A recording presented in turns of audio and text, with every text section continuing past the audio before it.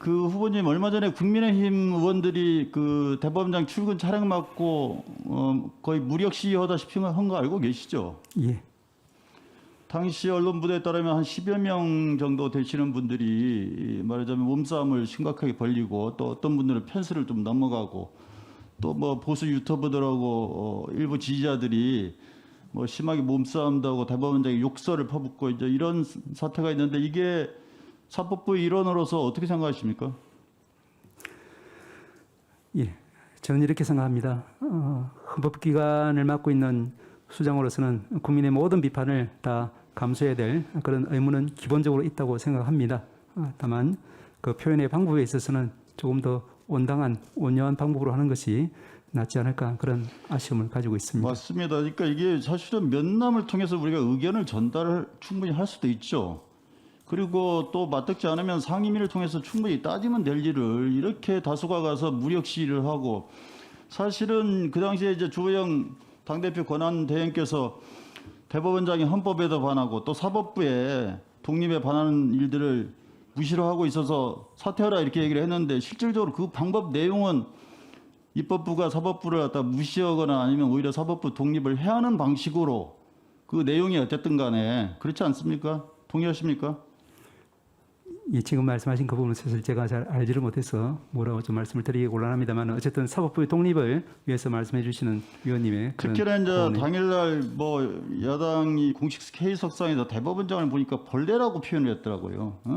이분이 무슨 성추행을 했습니까? 아니면 무슨 도둑질을 했습니까? 무슨 불법 비리에 연루된 것도 아니고 단지 어떤 판단에 어긋난다는 이유만으로 이게 벌레까지 표현하는 게 이게 행태가 도를 지나치지 않습니까? 그런 표현은 온당하지 않은 것 같습니다. 그러니까 저는 이 뭐 술에 취한 것보다 더 독한 게 승리에 도취되는 거라고 그러던데 어쨌든 재보선 승리 결과도 있겠습니다만 이런 식으로 하는 건 맞는 행태가 아니라고 생각하죠. 그죠? 그리고 또 일부에서는 이날 사건을 두고 언론에서 이런 얘기를 하더라고요. 그러니까 판사 출신인 주 권한대행이 지금 대표 출마하다 보니까 대법원장을 상대로 해서 이런 정치적인 퍼포먼스를 벌린 게 아니냐. 그렇다면 말하자면 본인의 정치적 목적을 달성하기 위한 정치 쇼를 한 게 아니냐. 그걸 통해서 사법부의 독립을 해하는 방식으로 본인의 정치 행위를 한 게 아니다. 이런 판단들도 있더라고요. 어떻게 생각하십니까? 사법부에는 제가 바라는 바는 모든 위원님들께서 민의의 대변자이시고 또 사법부에 대해서 여러 가지 고언 또 비판 다 겸허히 저희들이 알겠습니다. 받아들이되 시간이 없으니까. 예. 그 후보... 존경하는 신동근 의원께서 우리 국민의힘 의원들이 대법원장의 계속되는 거짓말 그리고 국민의힘의 사퇴 요구에 대해서 어떤 입장도 표명 안 하고 계속 진행되는 상황에 대해서 항의 방문차 가는 부분에 대해서 뭐 정치적으로 입장을 밝힐 수 있습니다. 부적절하다. 또 거기에 대해서 저희가 그 입장 밝히는 것에 대해서 뭐라고 할 수도 없고요. 다만 그것을 평가할 때는 적어도 객관적 사실에 대해서는 정확히 말씀을 하시고 평가를 해 주셔야지 국민들에게 호도고 국민들이 오해를 하지 않고 또 국민들에게 정당한 정보의 전달이 됩니다.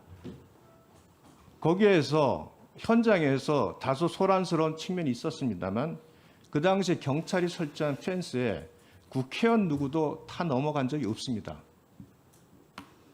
그 10여 명의 국회의원이 달려들었다? 그것도 사실과 다릅니다. 현장을 보시면 극히 두세 명의 국회의원이 현장에 있었습니다. 이것은 마치 무슨 폭도처럼 이렇게 같은 타당, 제1야당 의원들이 어떤 항의성 행동에 대해서 그런 식으로 오해를 줄 수 있는 발언을 하시고 사실관계 확인도 안 한 상태로 비난을 하시는 것은 인사청문회 자리에서 적절치 않습니다.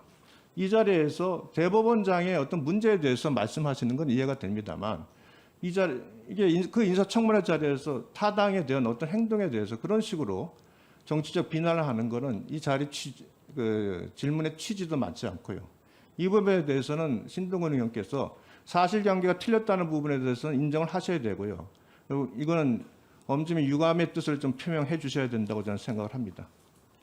예, 우리 존경하는 유상범 의원께서 말씀을 해주셨는데, 근데 저는 청문회든 상임위든 간에 상대 동료 의원의 발언에 대해서 이렇게 직접적으로 논박하는 건 저는 맞지 않다 이렇게 보고요. 의견 있으면 말씀해 주시면 되고, 그다음에 어쨌든 간에 저는 언론을 통해서 드러난 부분에 대해서 어쩌면 그런 행위가 언론에 보도가 됐기 때문에 그 부분에 대해서 사법부 일원으로서 대법관에게 어떻게 판단하느냐고 물어봤을 뿐인 거고요.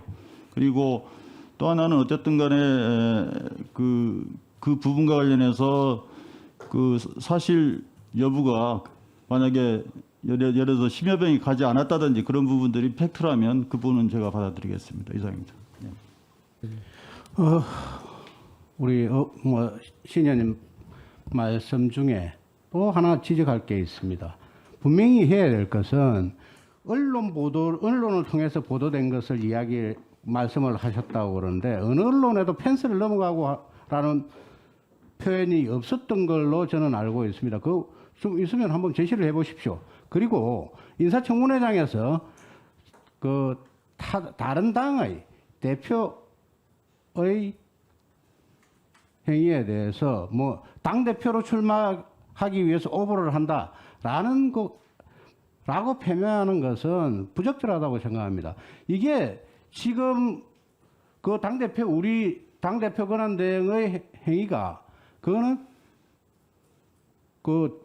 김명수 대법원장의 거짓말에 대해서 항의하기 위해서 우리가 그런 항의 집회를 했던 것인데 갑자기 여기 와서 남의 당 대표를 그렇게 표명하고 거짓 사실을 공개함으로써 국민들로 하여금 잘못 이해하도록 했어야 되겠습니까? 그 부분에 대해서는 동일한 사태가 발생하지 않도록 위원장님께서 조치해 주시기 바랍니다.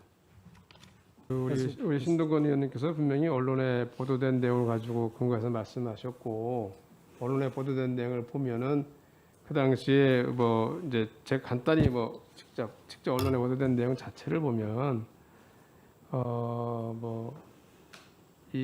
아주 앞에 일부 의원들은 출근 차량 앞으로 뛰어들어서 이를 제지하려는 경찰과 몸싸움을 벌였다 이런 얘기도 나오고, 그다음에 어떤 내용 야 김명수 내려 이렇게 한 것처럼도 나오고 그러기 때문에 그런 거에 기대해서 근거에서 신동근 의원님께서 발언을 한 것이고, 용서할 수 없다. 네, 통제에 적극적으로 따라주시기 바랍니다.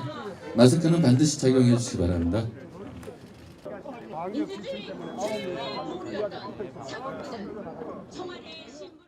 김명수 사퇴하라! 김명수 사퇴하라! 법원장 퇴진을 요구하는 기자회견과 시위를 주도하고 계시는 한변에 김태훈 회장님을 비롯한 여러분들, 또 비상시국연대 이재호 대표님을 비롯한 여러분들 수고 정말 많으십니다. 내일 모레 4월 25일은 법의 날입니다. 헌법과 법치주의의 원리를 확인하고 사법부의 독립을 확인하는 법의 날을 앞두고 우리는 참으로 부끄럽고 참담스러운 마음을 금할 수가 없습니다. 대법원은 민주주의와 법치주의 최후의 보루로서 많은 국민들이 자부심과 믿음을 가지는 자랑스러운 장소가 되어야 함에도 불구하고 2달 이상 부끄러움과 왜소함의 장소가 되고 있습니다. 그것은 오직 김명수라는 자격 없는 사람이 대법원을 차고 앉아서 온갖 사법행정에 농단을 부리고 권력과 내통해서 법치주의와 사법부 독립을 깨고 있기 때문입니다. 지난해 4월 15일 국민주권을 행사하는 선거가 있었습니다. 130여 건이 넘는 선거 재판을 1년째 한 건도 결론을 내지 않은 채 뭉개고 있습니다. 무엇이 끝나고 두려워서 선거 재판 법에도 6개월 이내 하도록 돼 있고, 예전에는 빠르면 6월 8일 결론 난 이 사건 한 건도 결론 내지 않은 채 1년 이상 깔아뭉개고 있는 것입니까? 더구나 중앙선관위원장이 그 재판부 구성원으로 있지 않습니까? 이것 하나만으로도 대법원은 국민의 신뢰를 잃어버렸습니다. 여러분, 소극적 거짓말은 괜찮다는 판례를 언제 들어본 적이 있습니까? 이재명 경기도지사 사건 대법원에서 궤변으로 파기환송되지 않았으면 이재명 지사는 지금 실형을 집행받아야 할 상태입니다. 7대5로 한 사람만 아니라고 하면 실형이 확정되었을 사건을 소극적 거짓말은 죄가 되지 않는다는 천하의 궤변을 만들어서 봐줬습니다. 이석대 헌법재판관 김명수 대법원장이 추천했습니다. 일면식도 없다고 합니다. 편향되고 왜곡된 일을 일삼던 이석태를 누구의 추천과 내통으로 대법원장이 헌법재판관으로 지명했습니까? 그리고 자기와 친하던 또 다른 부장판사 출신을 민주당이 추천하게 한 이 거래는 세상이 모르는 줄 알고 있습니까? 김형년, 김영식 자신의 배석판사, 자신과 함께 국제인권법 연구회를 하던 사람들을 판사 사직서 잉크가 마르기도 전에 청와대 법무비서관으로 보내서 내통 채널을 공공연하게 열어놓았습니다. 검사 파견도 법으로 못하게 돼 있는 나라에서 판사는 설마 바로 청와대로 가겠나고 해서 법을 만들지 않은 그 틈새를 이용해서 자기 배석 판사를 청와대 법무비서관으로 보내서 공공연하게 내통하는 이런 짓을 하고 있습니다. 서울중앙지방법원 우리나라 중요한 사건을 죄다 처리하는 법원입니다. 거기에 민중기, 성지용 기존 인사원칙이나 관행으로는 갈 수 없는 사람들을 자기와 코드를 맞는 사람을 보내서 장기간 있게 하면서 온갖 사건들에 영향을 행사할 수 있도록 보이는 그런 인사를 하고 앉았습니다. 조금 전에 김태훈 회장님 말씀 있었습니다마는 윤종섭 판사 6년, 김미리 판사 4년, 자기와 코드가 맞고 자기 뜻에 맞는 재판을 해줄 사람들은 인사원칙을 어기고 4년, 6년 그 자리에 두고 있습니다. 김미리 판사 울산시장 선거 사건 1년이 지나도록 본재판 한 번도 하지 않고 침대 재판, 시간 끄는 침대 재판 하다가 막상 날짜가 잡히니까 도망갔습니다. 석 달 휴직해서 그 사건 안 하고 새 재판부가 와서 기록 검토하는데 시간 보내고 끄는 이런 짓을 하고 있습니다. 후배 법관이 탄핵되도록 권력과 내통한 흔적이 곳곳에 보입니다. 국회에서 언제 탄핵하라고 난리를 쳤습니까? 김명수 대법원장에게 탄핵하라고 난리친 국회의원 누굽니까? 이름 대세요. 민주당 의원들과 내통한 것 아닙니까? 그래서 후배 법관을 탄핵의 제물로 사직서도 받아주지 않은 채 던져놓고 그것도 거짓말로 호도하다가 사과하는 일까지 벌어졌습니다. 보통 사람 같으면 부끄러워서라도 대법원장 그만둬야 됩니다. 44일째 이 무슨 꼴입니까? 더구나 법원을 자신이 관여했던 우리법연구회, 국제인권법연구회 특정 성향에 편향된 김명수 사퇴하라! 김명수 사퇴하라! 편가르기 하고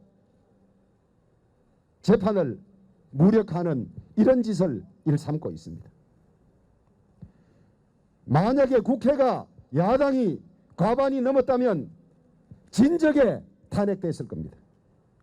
민주당과 내통하면서 민주당의 힘을 밀어서 그런지는 모르지만은 여전히 헌법에 반하고 사법부 독립에 반하는 이런 일들을 무시로 하고 있습니다. 역사는 김명수가 대법원장을 하면서 얼마나 법치주의를 훼손하고 사법부 독립과 중립을 훼손했는지 낱낱이 기록할 것입니다.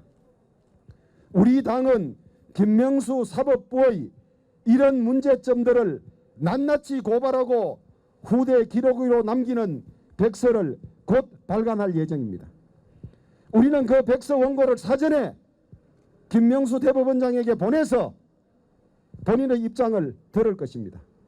당당하게 본인의 입장을 밝혀주십시오.